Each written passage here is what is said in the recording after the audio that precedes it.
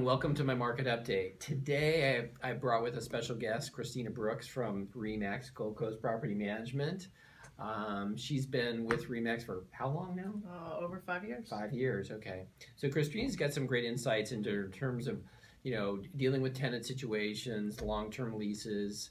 So kind of to start off with, what are some of the things, you try to make sure you do correctly in your line of work in terms of dealing with tenant situations, and how do you help a homeowner, take over some of the situations that you have to deal with? Oh, that's broad, very broad.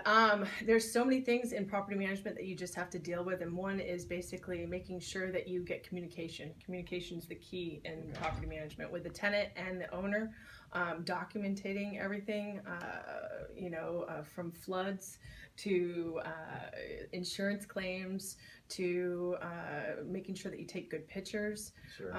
Those are some of the major things, and Right. also going to court. Right.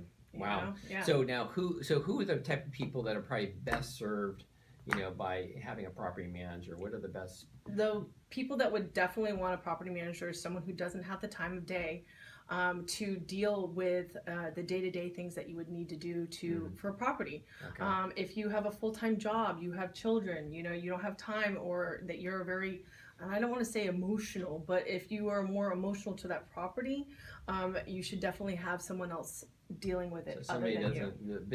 that really doesn't have the business mind, because I mean, what do you do? How often does this happen where the tenants start, failing to pay, and then all of a sudden now they're 2 or 3 months behind? Does that happen pretty frequently? No. Well, the thing is that if someone doesn't pay rent to us, it's pretty cut and dry. You get served a 3-day notice. Okay. Tenants pay rent on the 1st, they're late by the 4th. And if I don't see the money in on that time frame, or if I haven't heard from you, Right. You get served. So you pretty much bird dog that, so that somebody that didn't want to have to do that, would want to be nice, and would be better served by having somebody like yourself that's going to be on top of it, Correct. make sure the tenant pays, and if not, then you go through the eviction process. Correct. Correct. Right? How about these situations where you've got tenant moves out? This happens several times where tenants moved out and the place is trashed. I mean, what does a homeowner do in those cases? How do they? Well, I mean, really, you get the security deposit, obviously, and it's probably washed out from everything of the damages of the tenant.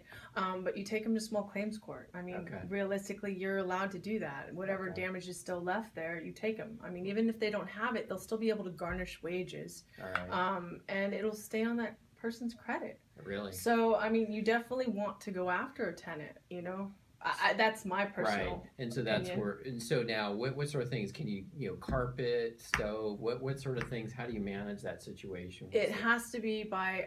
It just depends on how long the tenants lived in the property. Okay. B, how old the stuff is in the property. So and how you should always have like that move-in sheet that you get to give to tenants. Have it detailed out. You do a walkthrough when they actually get the property. Oh yeah, that'd be a good idea. Have it signed off that you both are there, knowing exactly what kind of property you got. And then when you get the property back, you both know and they're on the same page. Okay. We always give a very good product, and once you give the good product, Right. you usually get that product back in the same condition. Okay. And that's been very Yeah. very lucky. Yeah, that's true. So bullet points. So obviously you do a walkthrough. What are some of the other things that you'll typically provide for a homeowner that they don't have to deal with? Well, I mean, tenant screening's huge. Okay.